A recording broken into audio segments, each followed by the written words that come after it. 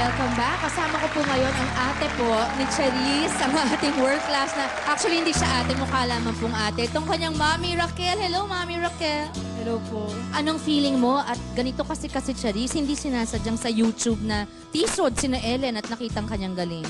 Siyempre po, naiiyak po ako sa tuwa kasi ito na po yung minimithi ni Charisse, yung pinapangarap. Ngayon po mga kaibigan, salamat po sa internet at dahil po dito sa buong mundo po ay nadiskubre ang talentong ito na tinatamo ng anak ni Mami Raquel. Ang kapamilya po natin na Tubong Laguna na kahit 15 years old pa lamang ay napawaw na niya ang mga big name superstars ng Amerika. Panoorin po natin ang latest international Pinoy sensation. 13 years old pa lang si Charisse nang sumali siya sa Little Big Star.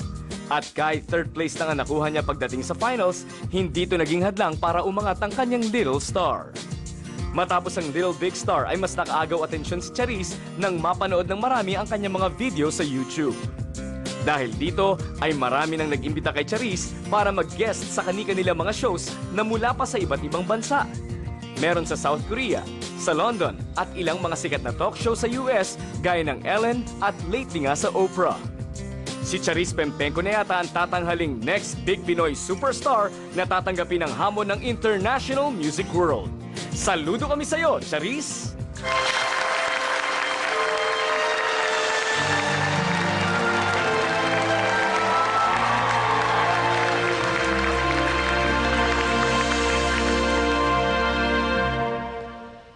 Mama, she wrote to me saying she's gonna be fine. Please take good care of your sister. I'll be home in 3 years' time. Mama, it seems like forever. You've been gone since I was 5. They say you were a good teacher in the same school where I can survive.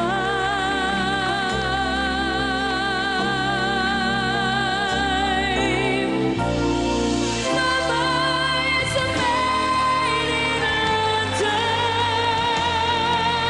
I want to believe that she's fine.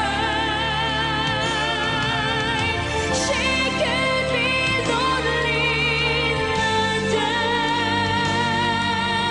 I want to know why she had to go. I need her. I want to be near her. I've got to be with her and see to it that we're together once more. Once